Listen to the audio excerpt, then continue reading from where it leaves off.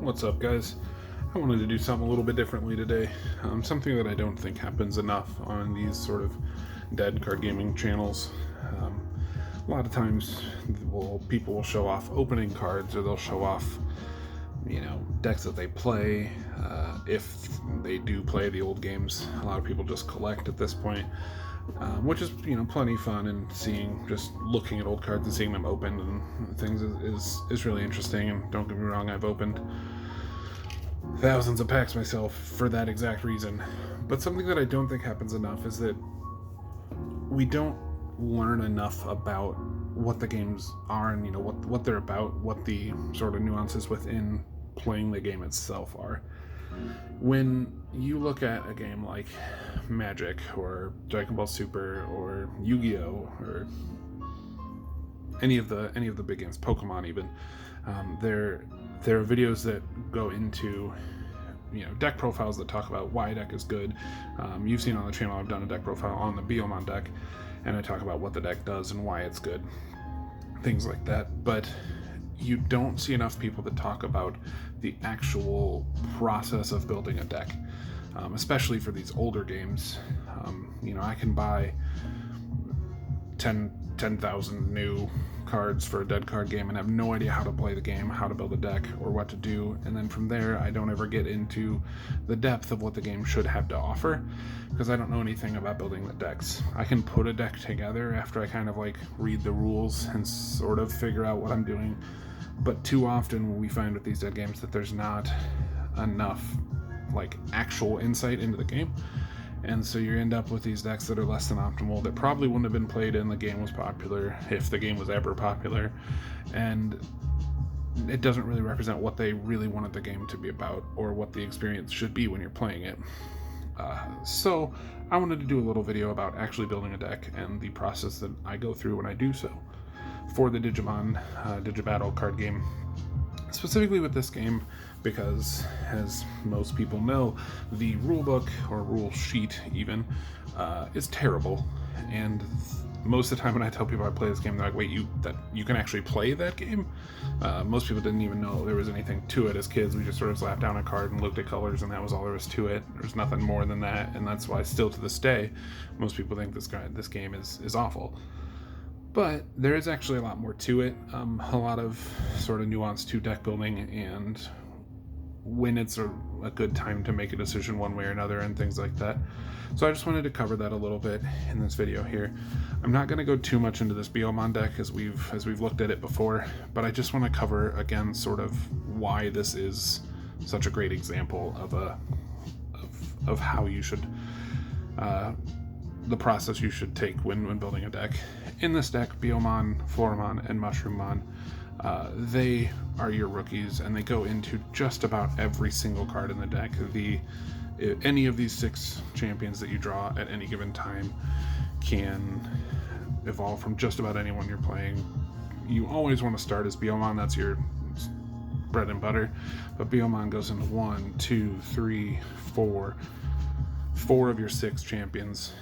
And in a 10 card hand, not seeing one of these is just very unlikely. Same with Floramon. Floramon goes into 4 of the 6 cards as well. And then Mushroomon goes into 4 of the 6 cards. So no matter what direction you take, you always have a very high likelihood of getting into the Digimon that you would need to have within the champion line. Then from there, your ultimates, you just run 4 of them in the deck, but again, all 4 of them triggers off of all of the champions. Vidramon goes into 2 of your champions, which both go off of Biomon, which is Biomon's your starter. Grudamon goes off of Vidramon or Endovergamon, again, both triggering off your starter. If you have a Togemon on the board, Vidramon, Bergamon, Cubone, the options you have to go into this are just so natural. There's no real challenge in drawing the card and hoping you get there, because all of them just go directly in line to whatever card you're picking. And then same with the mega level, you run 4 ultimate cards and 3 of them can go into this card. So getting this guy out is dramatically easier than most decks megas. So when you're building a deck for Digimon, especially, it's really important to make sure that your Digivolution line is consistent and is accessible. In a game that is exclusively one-ofs, you can't run multiples of a card. You have to know that when you do get a card out, that it is going to trigger off of the card that you have. So while you can't run 2 Vidramons, that you can't run 2 Woodmons, what you want to do is you want to run as many cards as possible that will trigger off of your rookie. And that seems obvious, but if we look inversely at something like this deck that I have built, and again, I'm just showing off like the Digimon portion of the deck. This deck I just wanted to be like the movie cards, but they're a great example because, so if we have Karamon, it can digivolve into Kurisaramon. The only card that Kurisaramon can digivolve off of is Karamon, so you have to start as this card to go into this card. Kurisaramon goes into Infernamon, and the only card that Infernamon can come off of is Kurisaramon. Again, Diaboromon only off of Infernamon. So this line right here, you have to hit this. If you don't, there's nothing that any of these cards can do. If you don't have Karamon, you can't play any of these 3 cards. If you don't have Kurisaramon, you can't play these. So if you offline a card from your deck when you're paying a cost and you hit Kurisaramon, well then this half of your deck is just gone. There's nothing you can do to play that again until you deck out. And then so at that point you're just burning cards out of your hand for no reason, just to try to cycle your deck back into being able to play these guys. So if we look at the second half of the Digimon lineup in the deck, you've got Lopmon, who can go into Wendigomon, who can only go into Antilamon, and at least there are 2 versions of Kirpymon, which is cool. You can, there's 2 chances to go off of Antilamon there. But again, this is a line that you can only play if you hit every one of these cards. If you play, if you start as Kurisaramon with your starter and you set, or Karamon, you set Kurisaramon down, where you have to offline 2 cards, and the first card you offline is Wendigomon, and we'll say Ultra Digivolve. That's what you hit. This line can now do nothing in your deck. So it's just dead cards.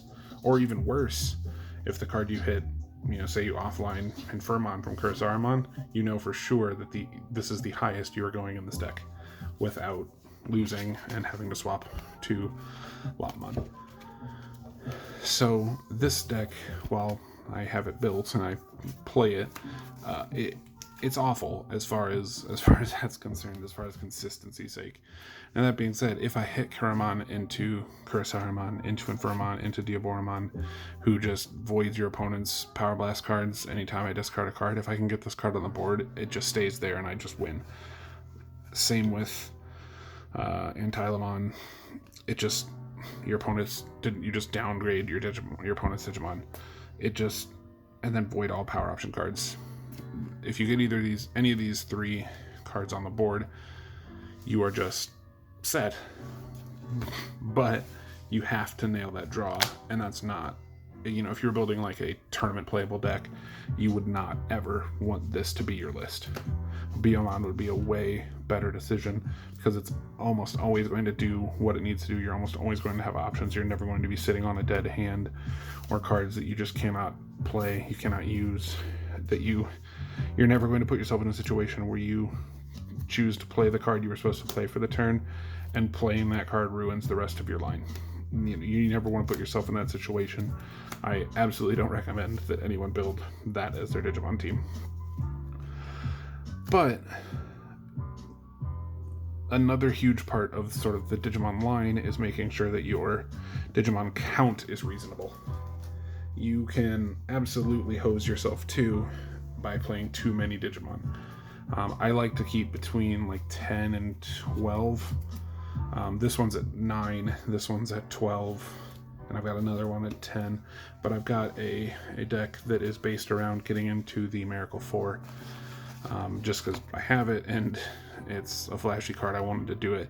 But to play it, you need Magdramon, who is another Mega, and then you have to use 2 other Ultimates. So Magdramon itself is hard to get out in general, and then the Ultimates that it uses to get to that form are also fairly difficult to get to. The champions, some of them only ever go into just that one form, and so this deck, to get it functional, there's 16 Digimon here, so I have to use over half of my actual deck to try to make this card happen. So in the process, I give myself less opportunities to win fights and control the battle that I'm actually in, and I'm too focused on trying to get to a certain point, which I can't get to if I don't win. If I can't win the fights, I can't keep cards on the board to get to Omega. It's just never going to happen. So at that point, we have to look into what our options are as far as the second half of the deck, which I think is as important, if not more important, than what you're actually playing in the main deck. So, like I said, I try to keep in the 30 card deck, I try to keep my Digimon to about 10 to 12, which gives me about 18 to 20 option cards. There are some of them that are better than others, and there are some that I consider just absolute musts. In every deck I play, I always play an Ultra Digivolve. It's kind of a bad card in that you have to discard your entire hand, which gets you closer to decking yourself, which gets you closer to losing the card you have on the board. But if you're just stuck and cannot Digivolve to the next level, you're not getting the Digivice or whatever you need, you're not getting your DNA fusion, this at least gets you out of that bind. Crest Tag is another great Digivolve option. It just lets you take a champion to an ultimate regardless of what it needs. And if you're going to play the Crest Tag, you should play the Crests. The Crests themselves, they do different things, different positive effects when they are attached to the Crest Tag itself. They all add a flat 50 points to your Digimon power, but then from there they also do different things. If this card's already on the board, they double your score, they double your points, they give you an additional 50. There's just so many positive effects that these can have. And even if you don't have a Crest Tag on the board, it's just a free 50 points. If you look at things like Fly Trap and things like that give you 50 points, if you're a flying type or if you're fighting a flying type, those are very specific cards, and there's no reason to play that if these exist and do the same thing with zero restriction. You just set this card down, 50 points. No, doesn't matter what they are, doesn't matter what you are. It's just, this is just, essentially 200 attack points just in your deck. I think if I'm building a deck, every deck runs these 6 cards. It runs a Crest Tag, an Ultra Digivolve, and the Crest of Friendship. Crest of Friendship, the 4 crests. I run this in everything. That's never build an extra deck without these, personally. You get into your Digivices, of course. These obviously you do not need to run all of, and I absolutely don't recommend you waste space with Digivices you don't need. The easiest thing to do is just lay out where you're looking for your Digimon or your Digivice and figure out exactly what you need. Try to keep the upper half of your deck to... I prefer DNA Digivolves when I get the chance, but Digivices do give me the option to... there are certain cards that you have to have these, but I try to limit myself to, okay, maybe I only need 2 colors. I need, red and green, and I have 2 that need a red. So here I'm now more likely to see red, which is more likely to see the cards that need it, and then 1 card that might need a green. So I have the option, and as I cycle through the deck, I will deck out soon enough, because it's a 30 card deck, 10 card hands. You just go through the deck fast enough that you will get back to these. So I try to run 2 at the most, maybe 3 if I'm in an extremely Digivolve heavy deck. But really I try to take about 2 slots with these. So if we're looking at 6, you're about 8 cards here. Red, green, and yellow offensive. When you play this card, it just changes your attack to whatever color this is. Absolutely run every single one of these. Run 1 of each of them in every deck. There's no reason not to. Giving yourself the opportunity to get yourself out of a bind. Biyomon versus Demidevimon. Yellow, 350. Red, 130. That's terrible stats for Demidevimon versus Biyomon. And granted, in Demidevimon's case, nothing is going to beat Biyomon there. She's just very good guard. Very, very good guard. Play this card. But to give yourself the opportunity to, to not lose 130, to give yourself, play a yellow thing to go to 300, and then play another card to add yourself more points, you very, very likely have the potential to win that fight then. But there's no reason not to run the option, the potential to give you, there's no reason not to give yourself this option. Here then we get into the Power Blast cards themselves. There are some of them that are more of like the kind of item cards, Fly Trap,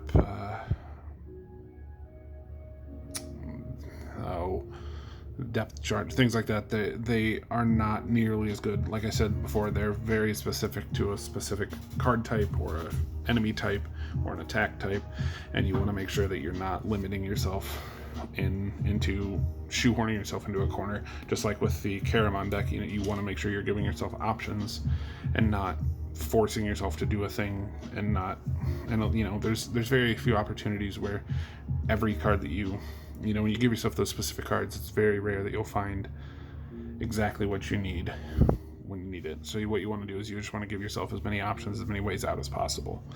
The digivolving part is easy. Playing a champion, going into an ultimate, playing an ultimate, going into a mega, like that part it's just natural. That's the cool part of the game.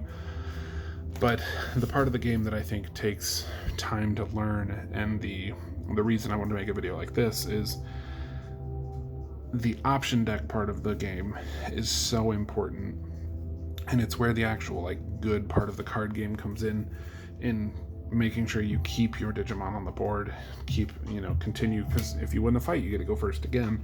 So it just continually puts the game in your favor to present yourself the most opportunities to win battles and to keep the favor in your court.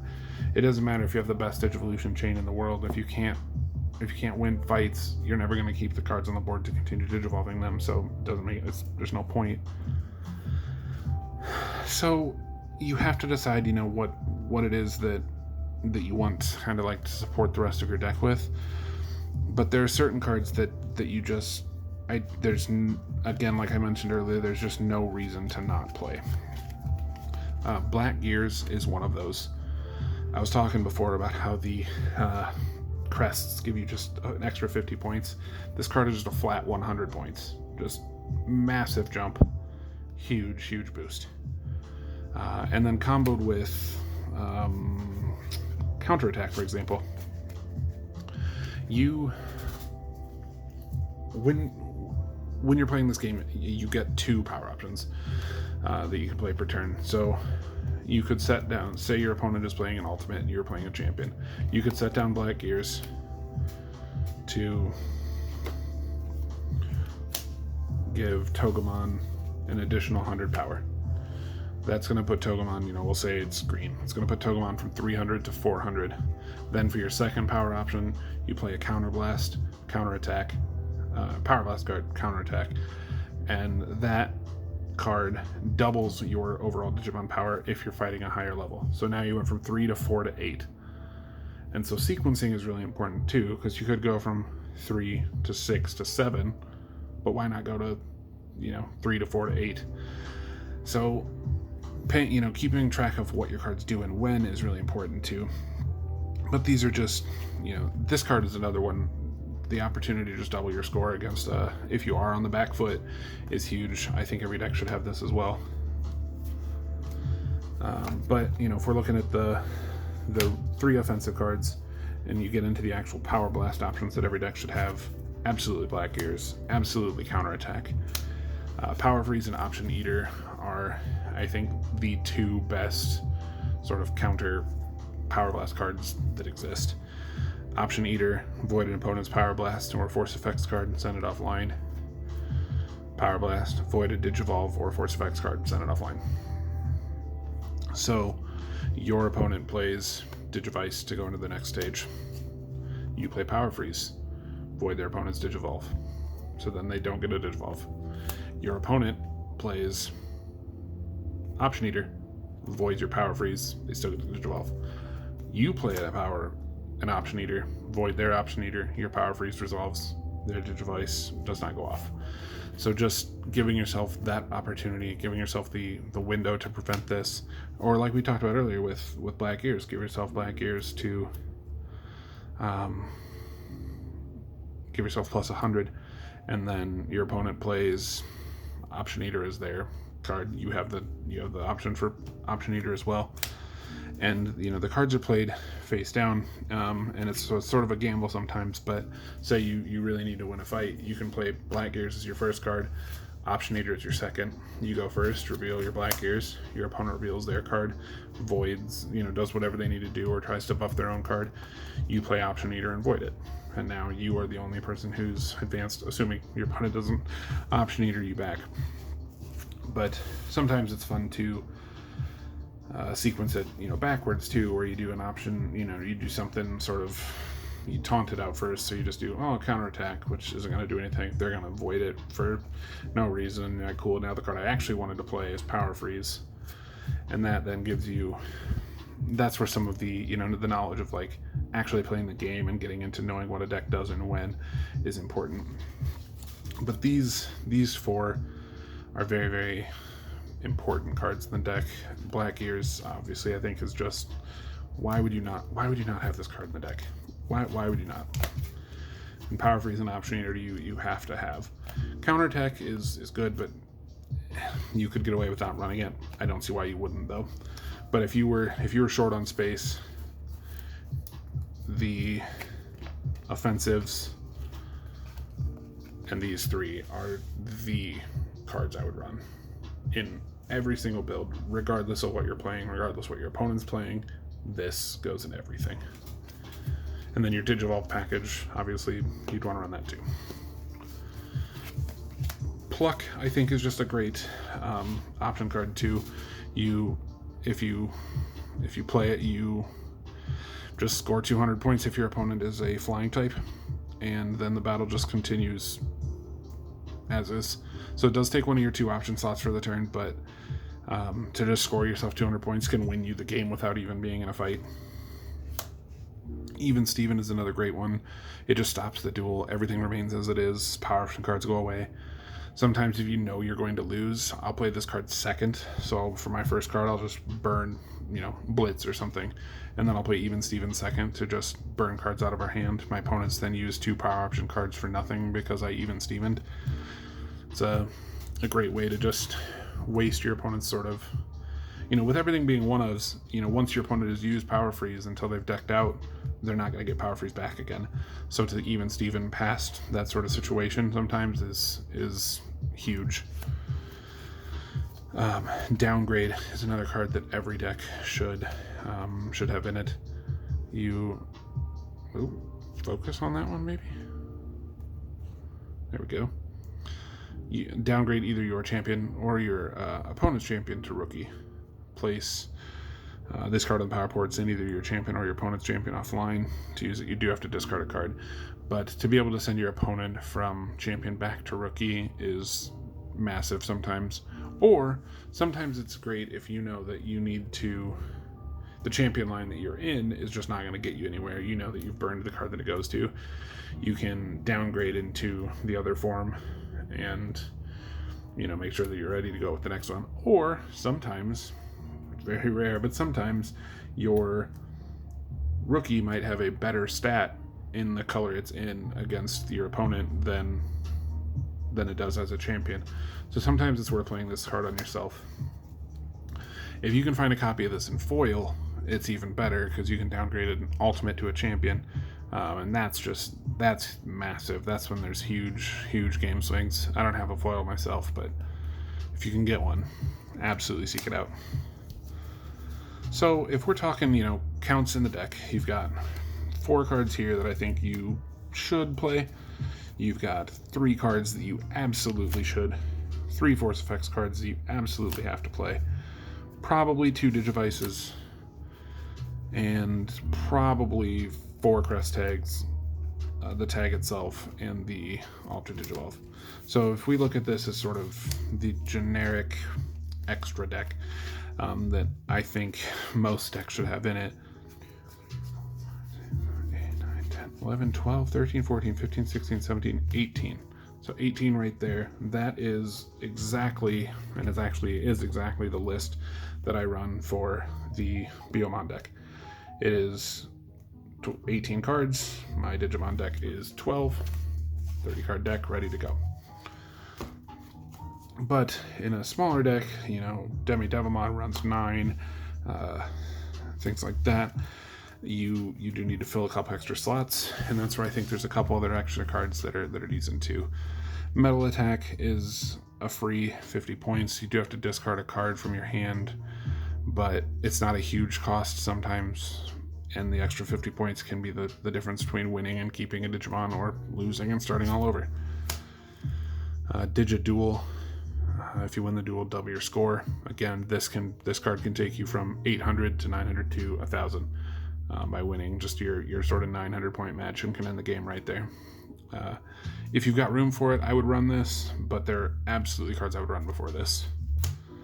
Blitz, I don't run unless I absolutely have space, but if you lose, your opponent mills 3. It just puts them, 3 cards closer to losing whatever card they have on the board currently, and sort of resetting the tables. You'll find with this game, as you're playing, if you do get behind and your opponent gets out their mega, you'll just lose for 3 turns in a row, and sometimes that sucks. But they'll deck out then, just due to the nature of the game, and at that point, there have been games where I've been at 800 and I've had an opponent at 100 points, and I've still lost because I decked out, started over, and then from there they just ran away with the rest of the game. So it really just kind of depends on how you're, what you see, what your opponent sees, and what decisions you make as you go. Sometimes digivolving is not the right choice. Sometimes keeping, the Digimon you have on the board is, it'll be stronger than what your opponent's playing. So digivolving into, Devimon just makes me weaker against red or something, and maybe that's not what you need. Maybe your opponent's playing a red heavy deck, and you know that that's not going to get you where you need to be.